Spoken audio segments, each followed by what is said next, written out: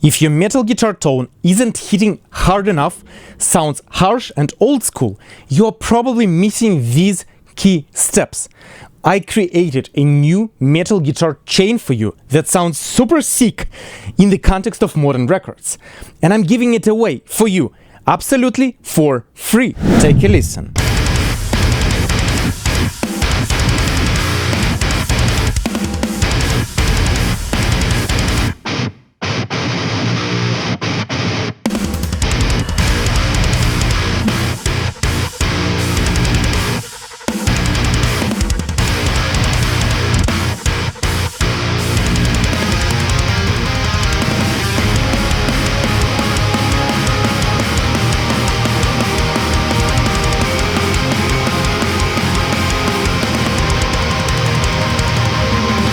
And this mix hits quite hard.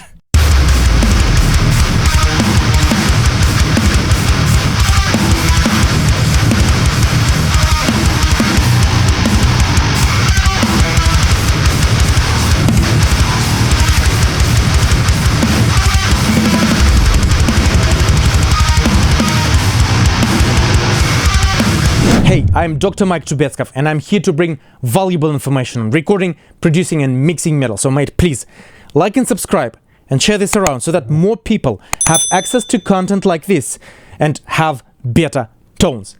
Let's go! I crafted this chain from scratch by using the neural amp modular for my EVH 5150 100 watts channel 2 boosted with precision drive, paired with forward audio IRs and some advanced tone sculpting. The chain is designed for Reaper, Pro Tools and Logic Pro X, and as a tone reference I also used one of the latest Nail the Mix sessions, which I was able to match really closely, and I'm very excited about that, and I will keep that completely confidential due to the copyrights.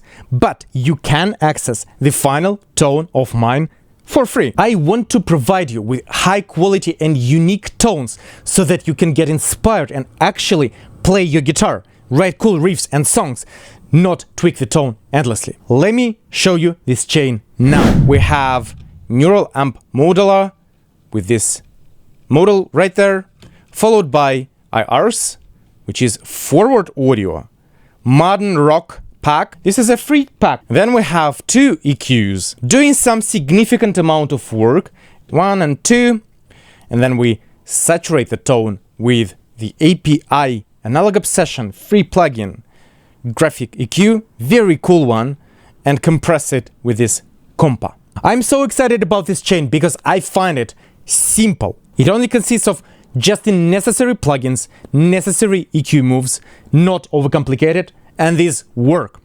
This is mix ready, sounds good in the mix as is, with minor corrections, and it sounds modern and suitable for low-tuned guitars, which most of you would be using. Most of the people mess their tone right here, and I'll show you how to avoid that mistake. Gain staging and your input preamp and how that impacts the sound. These are the findings that I came to after doing this neural amp model. No matter how I tweaked the amp, no matter how I tweaked the cab, I could not find the combination of parameters that would give me close enough to that tone, because my gain staging on the input preamp here was wrong, and I will show you what I mean.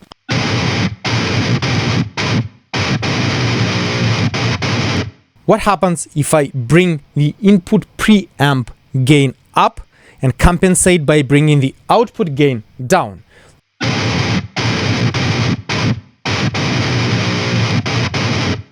And down again. So this was one of the biggest revelations for me when crafting this tone, and that is the preamp gain. The more gain you add, the more muffled the tone becomes, and also the more harsh, the more piercing the resonating frequencies become. And then no matter how you process it, you cannot get rid of what has been baked in by your preamp. In my case, analog preamp. In your case, maybe digital preamp, but the principles would be the same. So the right gain on the input and output combination can make or break your tone. Once I got the gain staging right, the next step was to clearly sculpt the tone with the right EQing.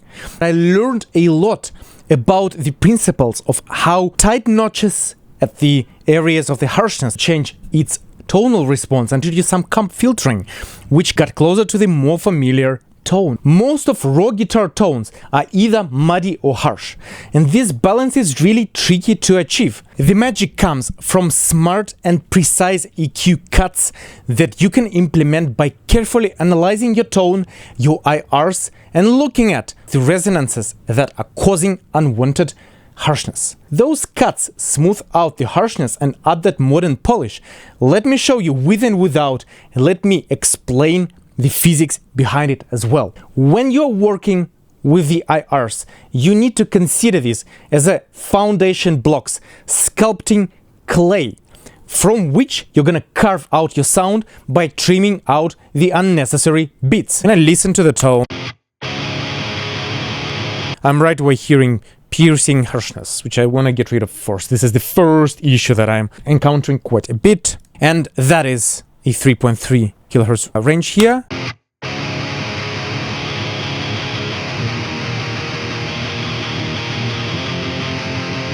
Much better right away. Same goes for 2.7 kilohertz. Check this out.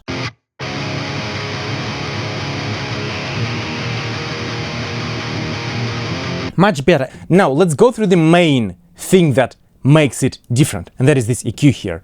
Without it, and with,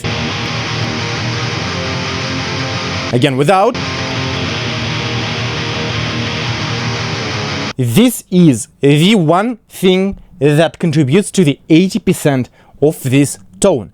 This is the juicy part. I'm really excited to share this. Not only the tone changes as a surgical type of correction, they sound more processed, less harsh, they sound more modern. Why is it the case?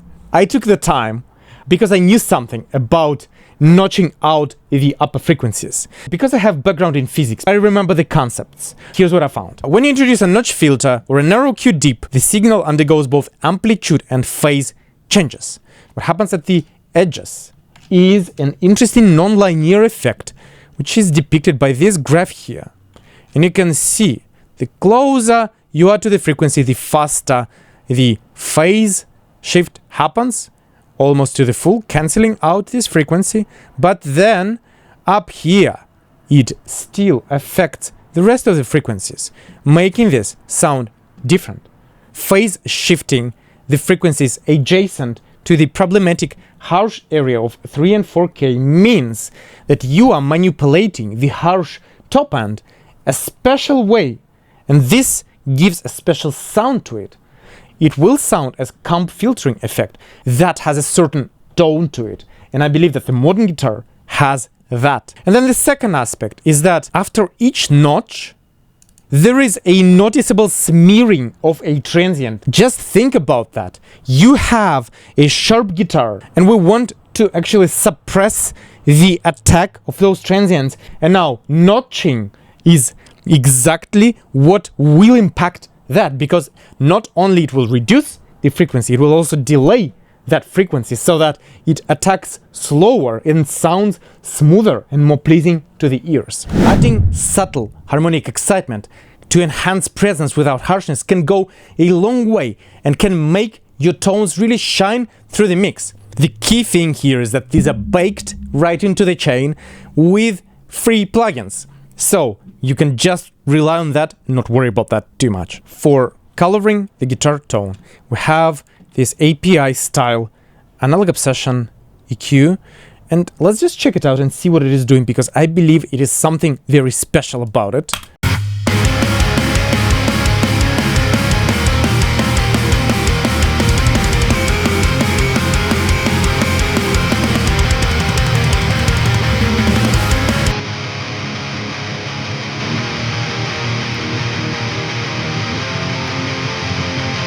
Yo, that's a lot.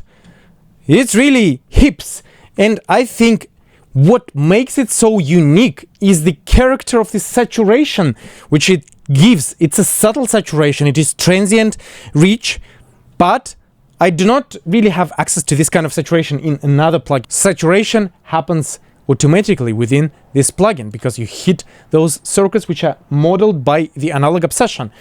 And we also have the compa, which is a VCA compressor, and I dialed that in similarly to how you would dial an SSL-style compressor, with an attack of 25 millisecond, 0.16 seconds of release, so a bit slower. A little bit of a high-pass filter so that it doesn't react to chugs too aggressively, and 4-to-1, so quite a lot of compression.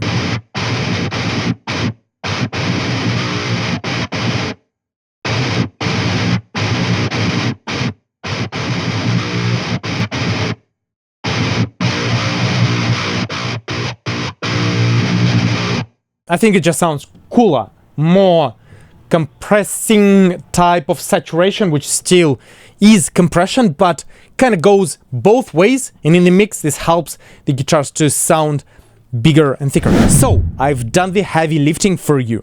Grab this exact chain, drop it into your mix, and hear the difference instantly. Download it for free, link below.